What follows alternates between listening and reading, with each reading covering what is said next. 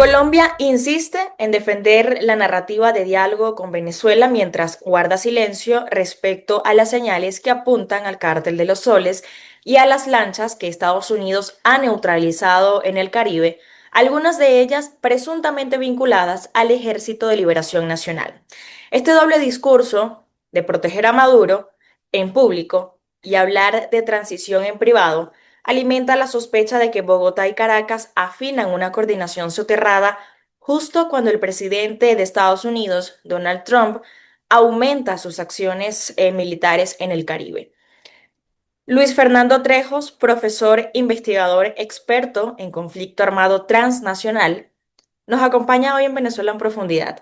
Profesor, ¿qué opina usted ante esta posición que mantiene Colombia o el gobierno de Gustavo Petro en torno al régimen de Venezuela? Yo no veo realmente a los Estados Unidos llevando a cabo acciones militares en dos países que realmente son muy diferentes. Maduro se robó una elección y Petro ganó una elección democráticamente con más de 11 millones de votos.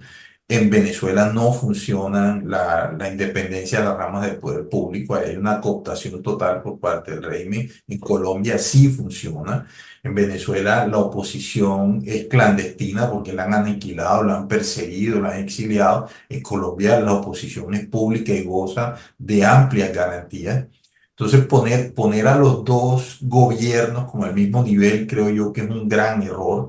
Y además tratar de realizar acciones armadas en dos países con geografías tan grandes, tan complejas, con una heterogeneidad poblacional importante y en los dos, sea una dictadura o democracia, los gobiernos tienen apoyo popular.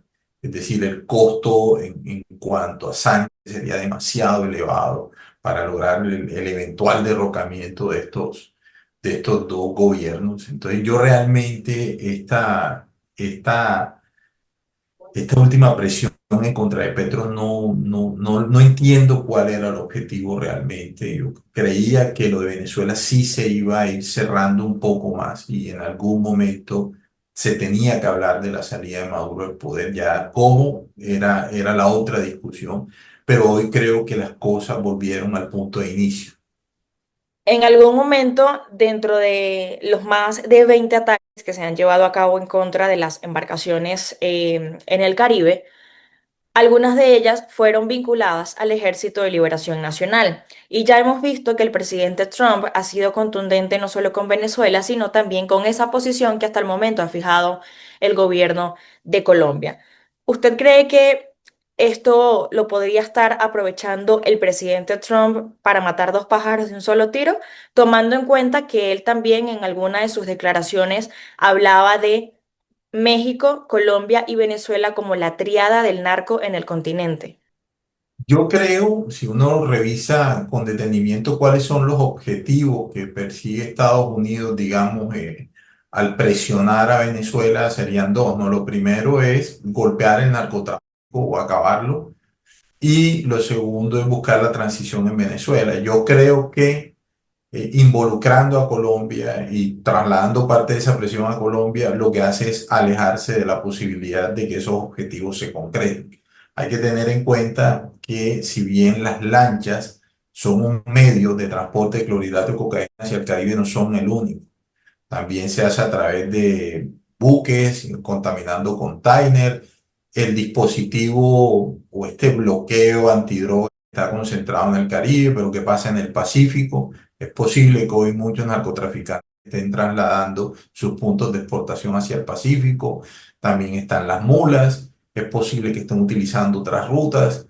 Entonces, no creo que eso esté pasando y como te digo, ahora le acaban de casi que lanzar a los brazos a Maduro un aliado, y en este caso es el presidente Petro.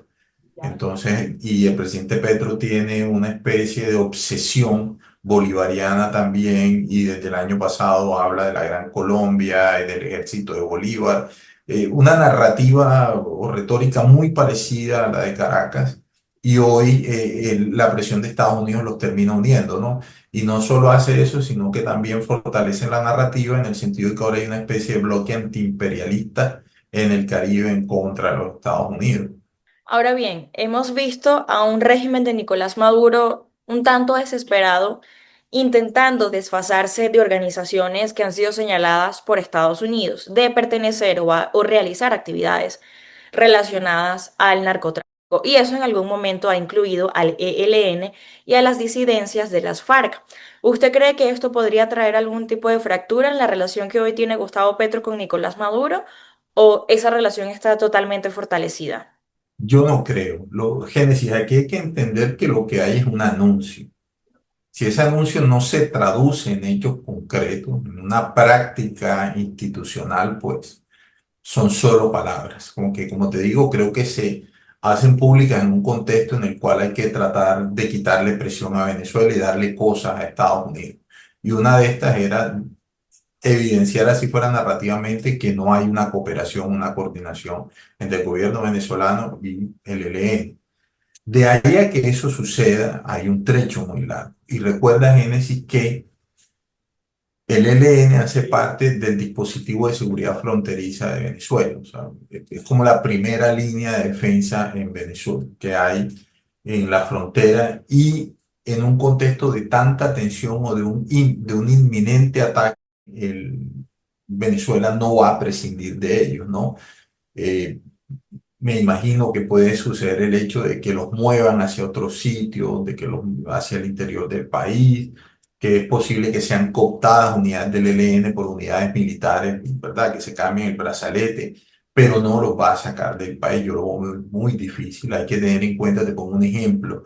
Los dos comandantes más importantes del ELN viven en suelo venezolano desde hace por lo menos 10 años. Antonio García, que se mueve entre Táchira y Zulia, y tienes a Pablito Arauta, que está en Apure desde hace, pero más o menos 10 u 11 años. Y en todo ese tiempo, ninguna acción ofensiva venezolana ha buscado capturarlo. El otro ejemplo es Iván Márquez, ¿no? Iván Márquez salió de Colombia en 2019 a fundar una disidencia y la fundó en Venezuela y nunca ha dejado Venezuela desde ese momento. De hecho, cuando recibe el último atentado, una explosión, ¿no? Que le destroza parte del rostro y una mano, dicen que estuvo siempre protegido en Caracas.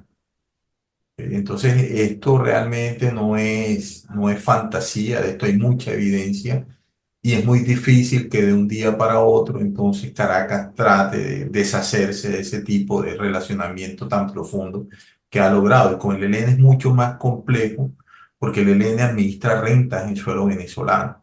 Es decir, hay una delegación por parte del gobierno para que administre territorios en el arco minero del Orinoco y el ELN le reporta al gobierno venezolano parte de los ingresos que está administrando. Entonces, no creo que esa sustitución se dé muy rápido y tampoco veo al ejército venezolano atacando al ELN, porque eso en la práctica sería trasladar el conflicto armado colombiano a suelo venezolano. Profesor, muchísimas gracias por acompañarnos y por brindarnos parte de su tiempo para realizar este análisis.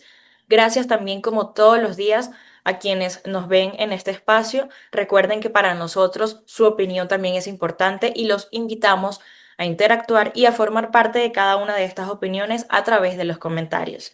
Yo soy Génesis Pérez y esto fue Venezuela en Profundidad.